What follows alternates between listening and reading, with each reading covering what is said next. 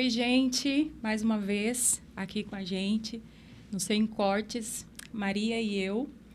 E hoje nós temos o prazer de receber aqui minha amiga, que eu sigo, minha amiga na vida e minha amiga virtual também, que é um luxo essa mulher. Gente, pensa num ser humano maravilhoso, é essa mulher.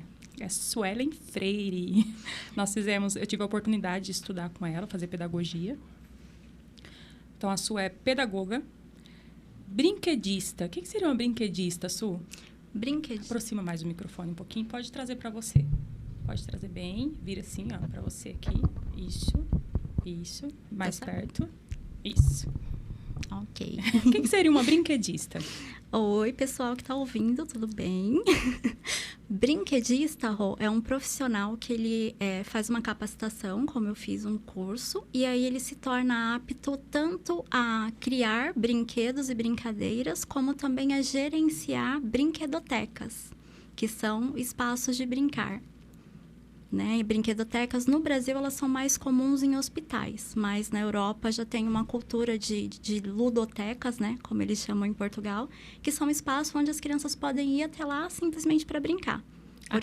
Aqui no Brasil é só hospital ainda?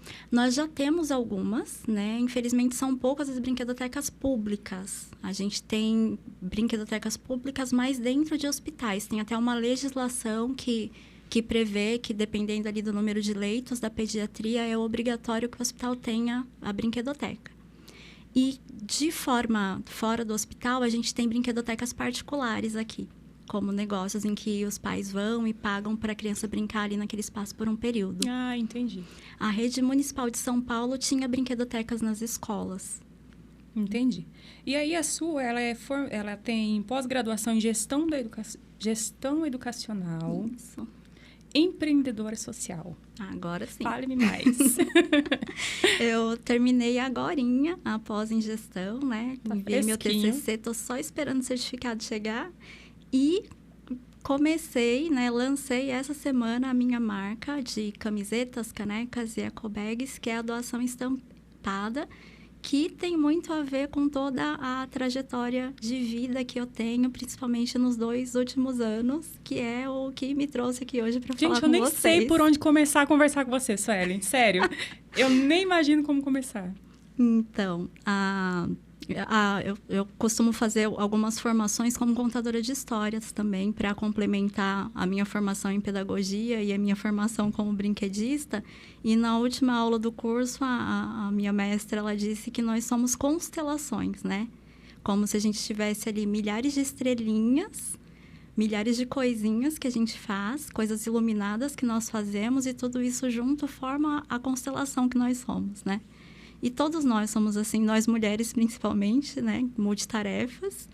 E dentro de tudo isso que eu já vinha fazendo, eu era uma pessoa diabética, fui diagnosticada com diabetes aos 18 anos. 18 anos. Já estava na faculdade na época? Ainda não. Eu estava no ensino médio, estava cursando o último ano do ensino médio. Então, quando você entrou na faculdade com a gente, você já estava com... Já. Eu comecei a fazer a faculdade com 27 anos. Nossa, não parecia. 26, 27 anos. Não, com 26, porque a gente se casou com 27. E eu já convivia com diabetes há mais ou menos uns 8 anos. E sempre foi um diabetes de muito difícil controle. Às vezes dava vontade de desistir do tratamento, porque nada do que eu fazia dentro do conhecimento que eu tinha, que na época era muito limitado, porque não tinha pesquisa no Google, nem nada, não tinha o acesso ao tratamento no SUS que hoje nós conquistamos, parecia que eu estava fazendo alguma coisa de errado o tempo todo, porque eu não conseguia controlar, nem com a alimentação, nem com a insulina, nem com nada. Então, acho que vocês se lembram de algumas vezes durante o período da faculdade em que eu não podia participar das aulas porque eu estava internada. A nossa colega Lu Silene levava as apostilas no hospital para mim, para eu estudar às vezes. Então, quando nós estávamos na faculdade, eu não sei se você sabia, mas eu não sabia. Não, eu sabia, a gente falava muito sobre isso, e várias vezes a gente chegou a ver, né? Você às vezes estava na aula e passava mal, né? Isso aí. Então, por isso que eu me lembro muito dela, dele, acompanhando também. Sim, então. E aí eu vinha, né?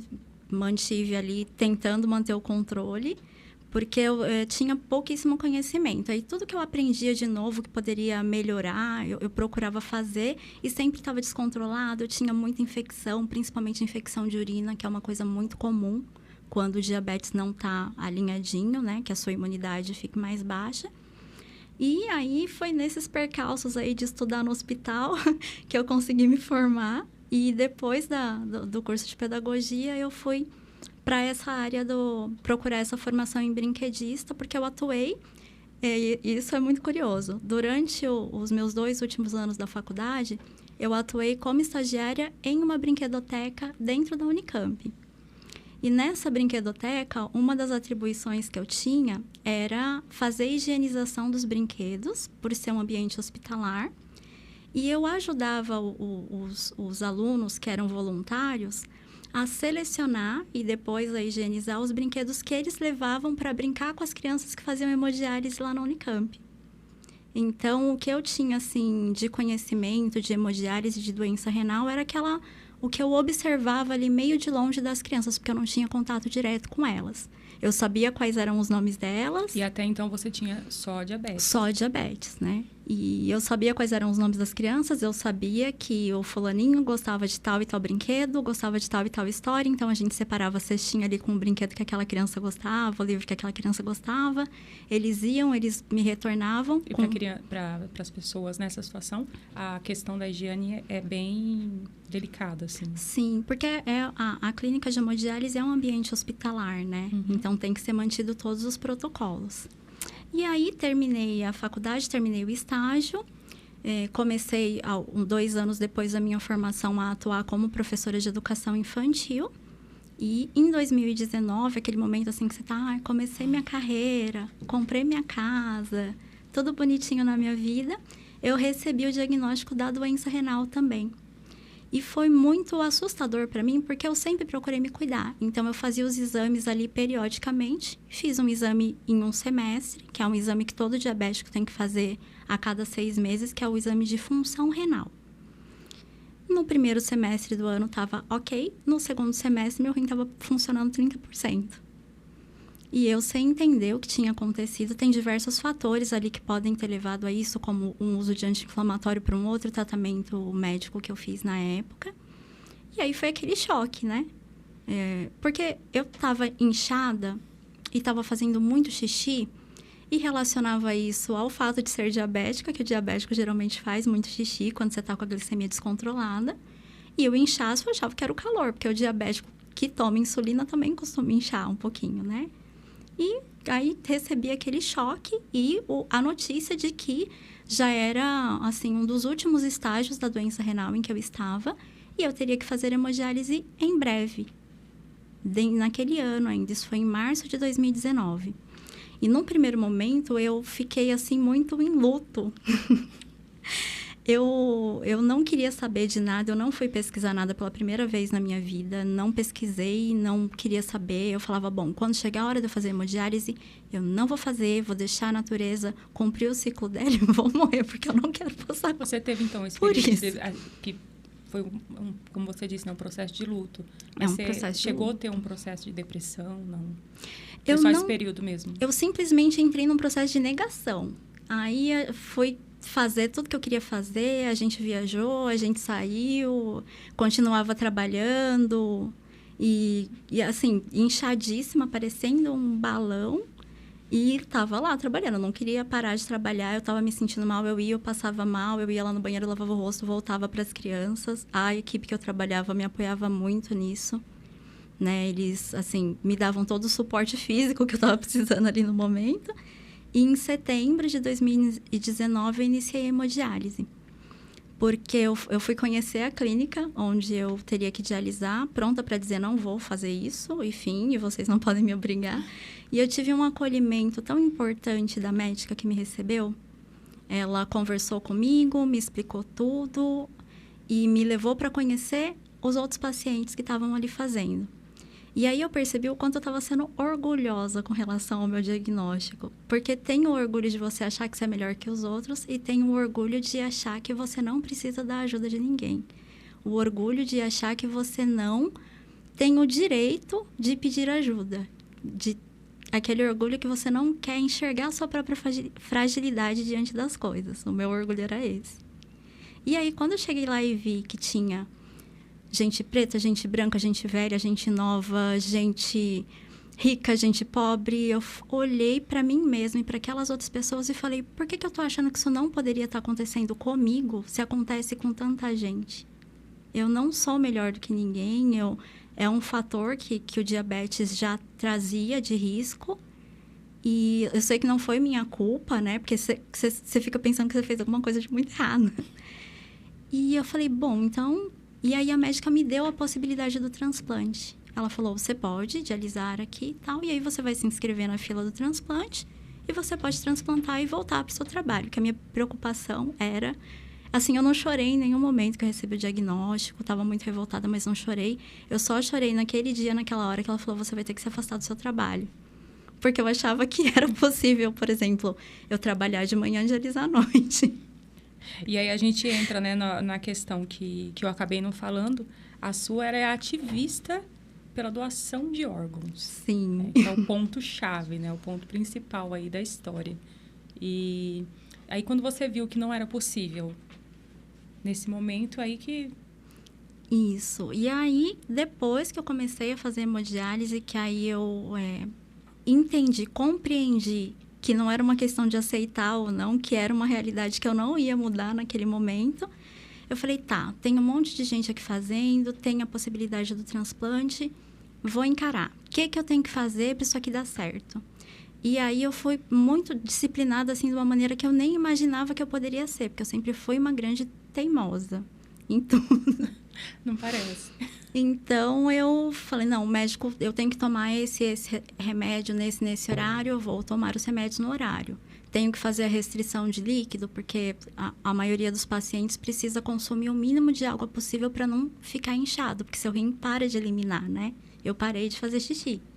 Então, eu tinha que consumir no máximo 600 ml de líquido por dia. E esse líquido é todo líquido, caldo de feijão, iogurte, um picolé. Você tinha que ir somando ali, um controle bem estrito mesmo. E aí eu fiz. Tudo que eu precisava fazer, eu fiz. E eu falava para mim mesma, eu vou fazer hemodiálise por 1 ano. Então, o que eu preciso fazer para fazer só por 1 ano? E aí comecei a pesquisar sobre o transplante também, procurar na rede social pessoas renais crônicas e outras pessoas transplantadas também. E aí eu entrei nesse metaverso, porque eu falo que é um metaverso do transplante. Porque é algo assim, é dentro do mundo, mas é uma coisa meio paralela, que só quando você tá ali, ou tá ali próximo dessa realidade, porque tem um conhecido, ou tem um parente que tá passando por aquilo também, é que você começa a olhar para... Você percebe que isso existe. Porque tem muita gente que eu sou a primeira referência de algo relacionado ao transplante e a hemodiálise que a maioria das pessoas que convivem comigo tem. E foi assim. E aí eu fui buscando informação, fui inscrita num determinado hospital, que é o centro de transplante, que a gente chama. Não me sentia muito acolhida lá. E aí eu tive informação que existia para os diabéticos que estavam em hemodiálise como eu, a possibilidade do transplante duplo de rim e pâncreas. Eu nem imaginava que transplante de pâncreas existia. E perguntei para a equipe super me desestimulou. A primeira equipe do primeiro hospital onde eu estava falava, não, mas é uma cirurgia que dura 12 horas. Então, por que o transplante duplo? Então, tem muita falta de conhecimento sobre ele aqui no Brasil. Na clínica mesmo, porque aí eu acabei... O médico que me transplantou, ele encontrou a minha história na rede social e ele falou, você não quer marcar uma consulta comigo para eu avaliar o seu caso? E é muito curioso, porque ele trabalha num hospital particular que faz os transplantes lá e aí o SUS paga para o serviço particular fazer. É um sistema, assim, que é uma coisa que o SUS funciona quase que perfeitamente é o transplante no Brasil. 99% dos transplantes são custeados pelo SUS e da medicação que nós tomamos... Funcional. E da medicação que a gente tem que tomar depois do transplante também, ela é 100% custeada pelo SUS, porque ela é de um custo altíssimo que você não tem condição de pagar, né? E aí, quando eu cheguei na clínica de hemodiálise e falei, olha, eu descobri o transplante duplo, eu optei pelo transplante duplo, os próprios nefrologistas que me tratavam na clínica não tinham conhecimento sobre o transplante duplo. Nenhum dos outros diabéticos que dialisavam ali comigo, e a gente tem cerca de 30% das pessoas em diálise por decorrência do diabetes, ninguém na clínica sabia que tinha essa possibilidade, assim como eu tinha. E aí eu falava para os outros pacientes sobre isso, eles ficavam com um pouco de medo. Eu sei que analisando, né, tem algumas bases de dados que você consegue entrar e verificar quantas pessoas em fila de transplante tem ali na sua cidade para cada órgão. Eu era a única pessoa inscrita na minha cidade de Sumaré para a fila de transplante de pâncreas. Não tinha outra pessoa. Olhando os anos anteriores, não tiveram outras pessoas. E eu preciso checar esse relatório quando ele for atualizado para saber como foi em 2021. Mas tem pouquíssimo conhecimento sobre o transplante de pâncreas. E no caso do diabético que perdeu os rins devido ao diabetes, é um dos melhores tratamentos se for o tratamento adequado para a pessoa. Transplantar os dois. Porque não faz tanto sentido você transplantar só o rim e continuar diabético para o diabetes também atacar aquele rim novo como fez com os seus rins antigos, né? No meu caso, foi a melhor opção mesmo. O transplante, ele é um tratamento muito individual. Então, tem pessoas que estão em fila e não estão aptas para o transplante por determinados fatores. Tem diabéticos que também não estarão aptos para o transplante duplo, assim como tem diabéticos que têm complicações do diabetes, que não a doença renal, que também podem transplantar o pâncreas. Somente o pâncreas, que é o que a gente chama de transplante de pâncreas isolado. E aí, né, quando eu recebi a minha ligação e transplantei... Isso já fazia quanto tempo? Eu passei exatamente 1 ano e 8 dias na fila. 1 ano e 8 dias dialisando. Na fila, eu fiquei inscrita nessa fila por 6 meses. Foi super rápido, né? Porque como tem menos procura pelo transplante de pâncreas, tem menos pessoas inscritas para o transplante de pâncreas do que para o transplante de rim. E para o transplante duplo também. A gente tem cerca de 27.800, foi o último dado que eu tive acesso, de pessoas esperando por um rim. Né? Mais de 50% da fila geral, que é em torno de 50 mil pessoas que aguardam por todos os tipos de órgãos. E na fila de transplante de pâncreas apenas, ou de pâncreas-rim, que foi o meu caso, tinham 315 pessoas inscritas. É uma diferença de número muito grande, né? Uma diferença crucial, né? Crucial. Porque quando surge um doador compatível com você e aquele pâncreas é compatível, logo aquele rim também será, né? Então, isso torna, às vezes, aquele tempo que você passa na fila mais curto. É o que eu acredito que tenha sido o meu caso. Tem outros fatores também, mas eu acredito que foi o meu caso. Porque foi um tempo recorde, 6 meses de fila. E aí a gente acompanhava tudo, né? Sim. E você acredita que essa questão de você ter realizado o transplante duplo, que foi o grande fator aí do sucesso do seu transplante? Sim, porque o que é necessário para você ser transplantado, a princípio, é a compatibilidade entre quem vai receber aquele órgão e o doador. Seja o doador vivo, no caso de rim e fígado, que são órgãos que podem ser doados em vida, ou no meu caso, que aguardava por um doador falecido. Né? E no meu caso, quando você já recebeu um transplante anterior, por exemplo, um paciente que já transplantou o rim, esse rim acaba sendo rejeitado ou ele vem a entrar em falência, e aí ele quer entrar novamente na fila de transplante, ele vai ter um painel mais alto. O painel é como se fosse o percentual ali de chance de você rejeitar o órgão ou não. Quem nunca recebeu nenhum transplante, como era o meu caso, meu painel era 0. Eu tinha 0% de chance de rejeitar aquele órgão. Quando você já recebeu um transplante, aí você vai criando anticorpos, né? E aí a possibilidade de você ter um painel mais alto e aí encontrar um doador compatível para um segundo transplante é maior, é mais difícil, né? Sim. Então, como você estava falando aí dessa fila, né? Que você aguarda e você tem a sua numeração na fila para aguardando ali essa possibilidade de um doador, né?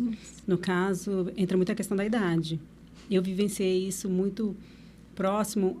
Ao mesmo tempo que você estava vivendo, a minha família também estava passando por um processo bem parecido com a minha sogra. Ela teve a cirrose hepática. E isso veio gerar um câncer, né? No fígado. E ela foi para a fila de transplante.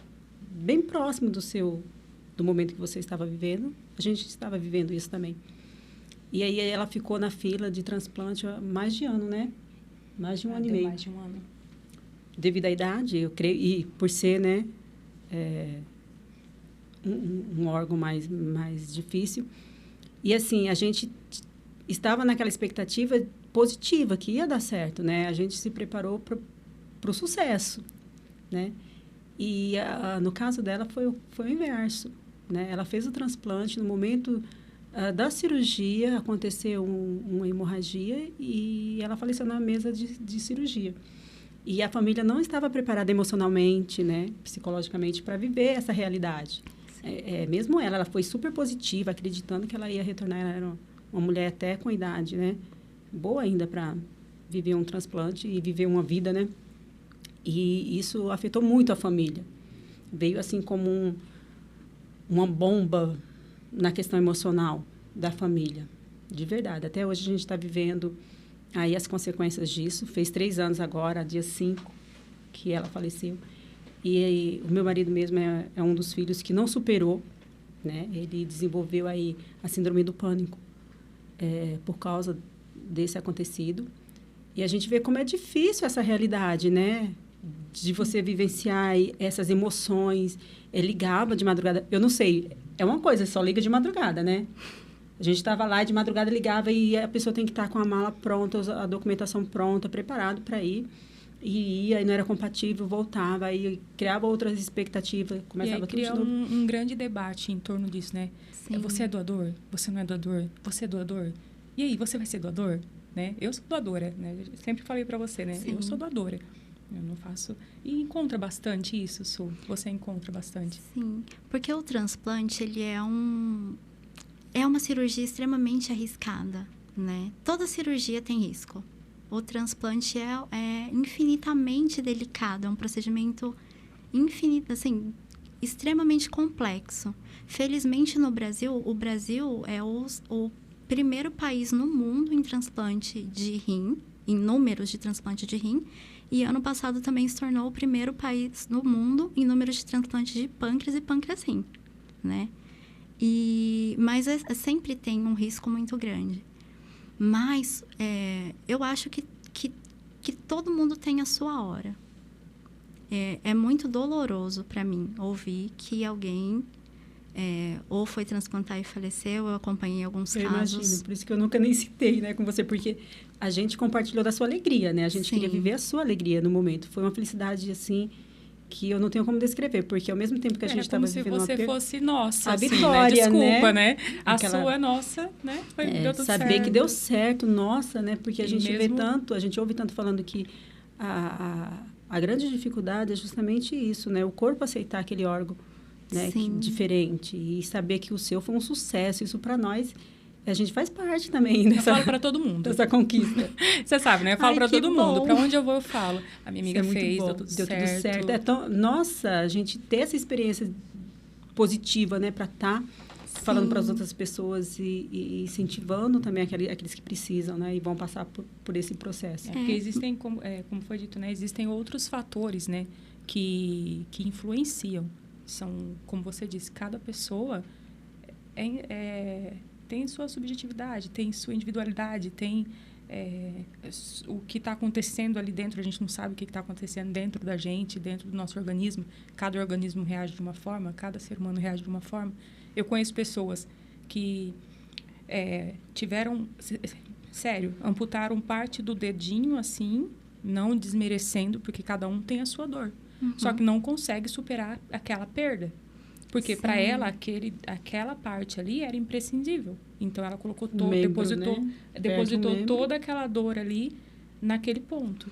Isso. É por isso que eu Teve uma pessoa que às vezes me falou uma vez que eu romantizava a situação. Porque o meu transplante foi um caso de transplante bem sucedido, que até o meu médico, quando fez 7 dias da cirurgia, e aí eu retornei, né? Eu tinha retornado antes, mas não com ele, porque ele estava transplantando outra pessoa. Mas eu acho um romantizar necessário. E aí eu acho que é necessário. A primeira consulta que eu encontrei com ele, e aí ele olhou para mim e ele falou: eu transplantei você há quantos dias? Eu falei, 7 dias. Ele falou, mas você tem certeza? Se não fosse eu que te transplantei há 7 dias, eu não ia acreditar que você está transplantado há 7 dias, porque você está muito bem. Mas eu tive muita sorte, assim, eu não tive complicação nenhuma. Eu me adaptei muito bem a todos os efeitos colaterais dos remédios. Eu tenho colegas que estão, assim, tem gente que está há mais tempo do que eu e ainda sofre muito pelo desconforto que os efeitos colaterais causam. Sim. Mas, desde o momento em que eu entrei em hemodiálise, eu aprendi não a romantizar, eu digo que a ressignificar a minha realidade. Porque eu tinha 2 opções.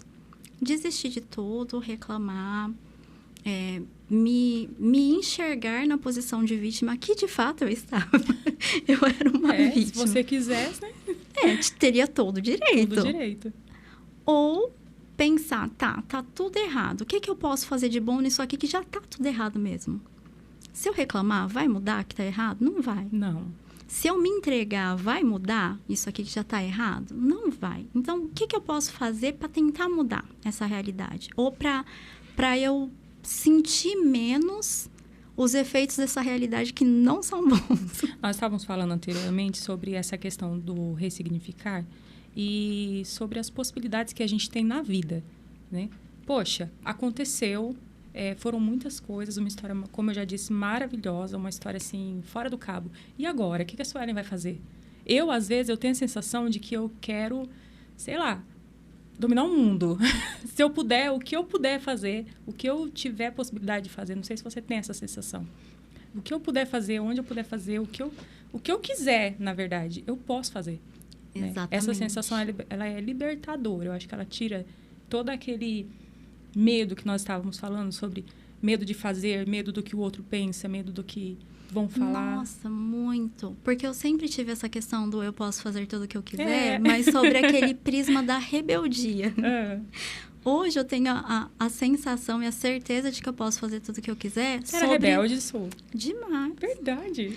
Hoje eu lembro dela ainda na faculdade, nos debates. Batendo boca com todo mundo. Verdade, não lembro. Permaneço essa pessoa. Mas é uma rebeldia dura boa, de roer, né? É uma rebeldia boa. E hoje eu já tenho certeza de que eu posso fazer tudo pelo prisma da superação. Meu lema é: o que é isso daqui que está acontecendo para quem passou por um transplante duplo? Sim. Eu removi um tumor de pele no ano passado. E aí, eu cheguei lá e todo mundo... Ai, meu Deus, é um tumor, é um câncer. Ai, não pode falar aquela palavra com C. E para mim... Tem muito disso ainda? Tem. As pessoas têm medo de nomear as coisas. Né? Até quando vai falar sobre transplante... Nomeia pra gente, por favor, antes que eu esqueça os seus mascotes. Aqui. Temos o rinzinho... O rim. E o pâncreasinho. Que é o seu mascote. Que são meus filhos. São seus filhos. Tem outros também, né? Tem um de crochê que eu vi. Tem um amigurumi também de rinzinho. Ainda não consegui encontrar ninguém que faça o amigurumi do pâncreasinho. E eles são meus amuletos, meus mascotes. Onde você vai, você está levando e falando sobre eles. Uso nas palestras para as crianças, inclusive. O que é muito importante, né? Porque eu acredito que essa questão do transplante, ela seja uma questão cultural, né? Demais. Eu acho que a questão de como a gente encara a morte é uma questão cultural. Pesado. Sim. É por isso que eu quero falar com as crianças sobre isso, para naturalizar os nossos ciclos. Sim. Né? Nascer faz parte de um ciclo, morrer faz parte de um ciclo. E encontra bastante resistência ainda nas pessoas adultas. Nas crianças eu sei que é mais fácil. Olha, eu nunca tive essa experiência de resistência. Não. Tem muita fake news, né? Verdade. Sobre isso.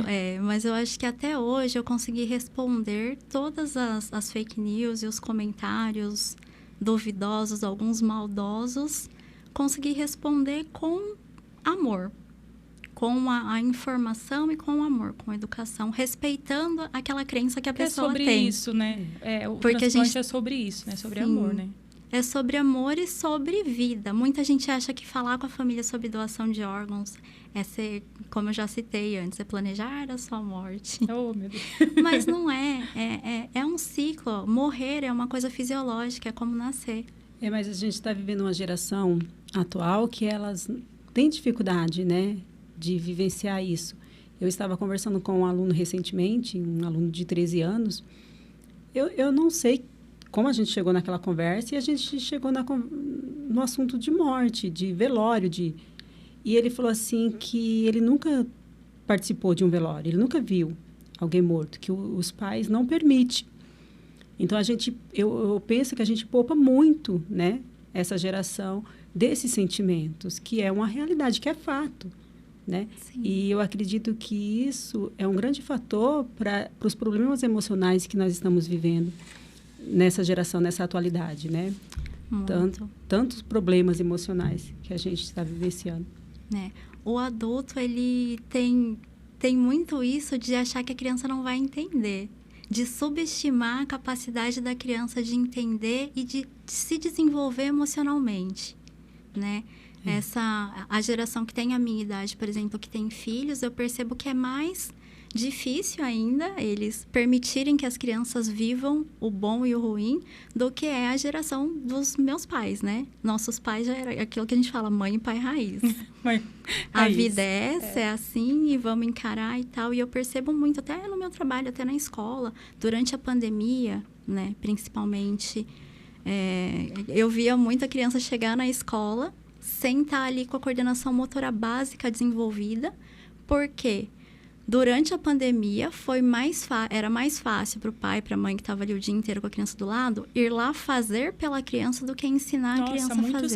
Muitos casos. Então, no que se refere às emoções, muitas vezes para os pais é mais fácil sublimar, sufocar, não falar sobre aquilo, fingir que não aconteceu, do que ensinar a lidar, porque isso exige conversa, isso exige dedicação de tempo, exige muita coisa.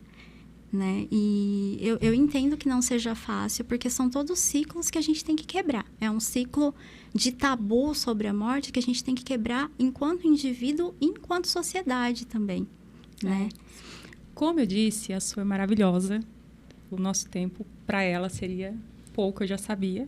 Fala pra gente da sua loja que você tá agora. E também falando que você é voluntária, né? Em 2 ONGs. Isso. Que é Instituto? Eu sou voluntária no Instituto Deste Vivo, que está se tornando uma ONG agora. O Instituto Deste Vivo é muito bacana a minha história com eles, porque a Gi, que é a fundadora do Instituto, ela foi a primeira pessoa transplantada que eu conheci através de um programa de televisão, e aí procurei o @ e ela me deu um super apoio. E também sou doador, né? Isso, e aí eu comecei a atuar nessas duas ONGs, nessas 2 instituições. Esse é meu? Esse ano, esse é seu. Posso abrir? Pode. Já falaram que a gente tem 3 minutos, a gente vai fazendo devagar. E aí, eu criei uma lojinha de estampas que são relacionadas à doação de órgãos. Então, lá na minha lojinha tem algumas camisetas, como essa aqui, né? Voltada para a temática da música, do rock, que é uma coisa que eu amo. Né? Pearl Jam, vi você lá no cover. Sim, sempre. E aí tem essa estampa e tem outras lá das camisetas, nas canecas. E esse essa frente de empreendedorismo social na qual eu comecei a atuar agora. Porque estou aí com um projeto, né? Escrevendo um livro infantil para contar a minha história. Legal. Para poder educar as crianças sobre isso de uma forma leve. E aí a lojinha foi o meio que eu criei para financiar esse livro. Esse livro que eu trouxe de presente para vocês é da minha amiga Viviane Fernandes, que ela faz parte de um outro projeto, que é o projeto Doar-se. É um projeto lindo que ela desenvolve lá no Nordeste, mas atua online no Brasil inteiro. E ela escreveu esse livro, que é o Kel e a Máquina. Ele conta a história de uma criança que faz hemodiálise. E é uma história, assim, que é maravilhosa para desmistificar muito daquilo que a gente pensa sobre a criança com doença crônica, sobre a criança com doença grave. E eu sei que vocês vão compartilhar esse livro. Com certeza. E acho que através dele entender mais um pouquinho de como essa realidade que é tão complexa e tão assustadora, mas que independente de qual seja o nosso diagnóstico, qual seja o tratamento, porque o transplante ele é um tratamento, assim como a hemodiálise é um tratamento. Independente do nosso tratamento, é possível encarar ele com leveza e ser feliz em qual estágio da doença ou em qual estágio do tratamento você estiver. Porque o transplante é uma possibilidade de vida mais plena, porque eu tenho mais liberdades, menos restrições agora. Mas a hemodiálise também foi o meu suporte, a minha possibilidade de vida por muito tempo. E foi a hemodiálise que me permitiu um dia ser transplantada e que está me permitindo realizar todas essas coisas que eu estou realizando agora. Eu sou, com certeza, uma pessoa antes e outra agora, depois do transplante. E não é romantizar, é ressignificar. E se ressignificar for romantizar, deixa a gente, né? É. E deixa, então. Eu consegui ressignificar a minha existência, o que eu pensava, como eu agia, como eu era, principalmente a minha fé nas pessoas através do transplante, através dessa situação. Eu acho que era necessário para mim, pelo menos para mim. Eu sei que não é todo mundo que precisa. Eu precisava passar por tudo que eu passei.